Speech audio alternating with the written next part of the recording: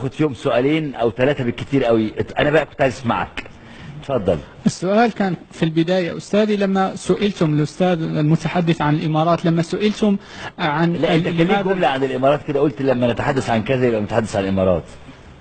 واضح السؤال مباشرة له.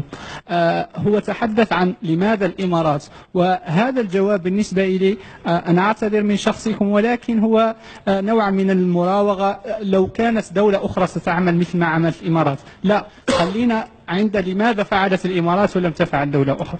هذه المسألة الأولى.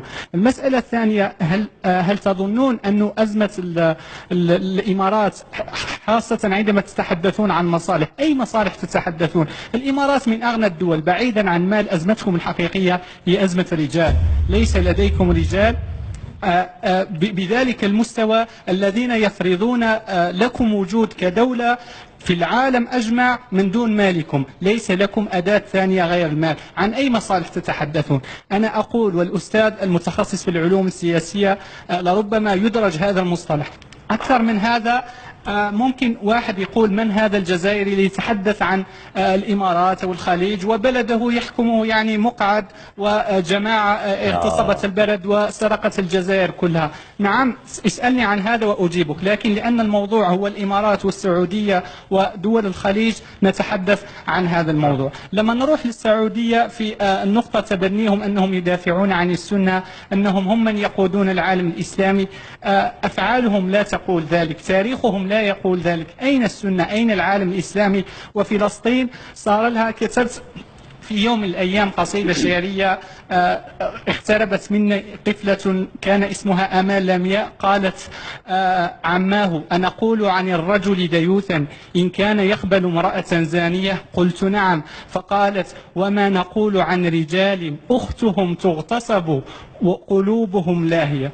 إذا كان حقيقة السعودية والإمارات لها من قضية تبحث عن قضيتها الإسلامية اللي هي الدين الإسلامي، ثم قوميتها العربية اللي هي فلسطين المحتلة، تحدثتم كلكم عن كل هذه المصالح، عن الأيادي الأجنبية. أين الأيادي الصهيونية؟ ونحن كجزائري أصالة عن نفسي ونيابة عن كل جزائريين أبدا لن نسمي شيء اسمه دولة. نحن لا نعترف بها، نعترف بالكيان الصهيوني واليهود. أين دورهم في كل ما يحدث؟ هل دائما تربطون يا أستاذي المتخصص في العلوم والعلاقات الدولية والعلوم السياسية الكيان الصهيوني بالكيان الأمريكي؟ لا، هناك كيانين منفصلين.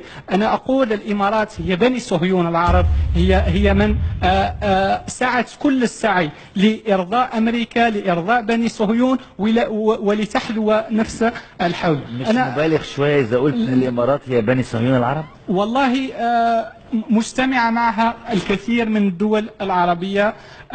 ليس ما يحركني هو انفعال أو شاب. تعبنا ونحن في عمر 21 سنة. رسالة أخرى موجهة لهذا الشعب الإماراتي وللشعب الخليجي، هل تظنون أن ما تأكلونه حلال؟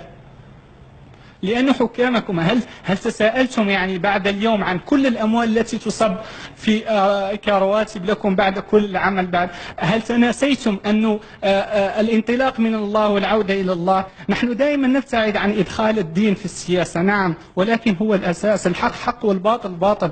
أين هل حكامكم، حكام الإمارات، حكام السعودية، حكام أهل الدول، هل لم يقتنعوا بعد أنهم أصبحوا من علامات قيام الساعة بالنصوص الشرعية؟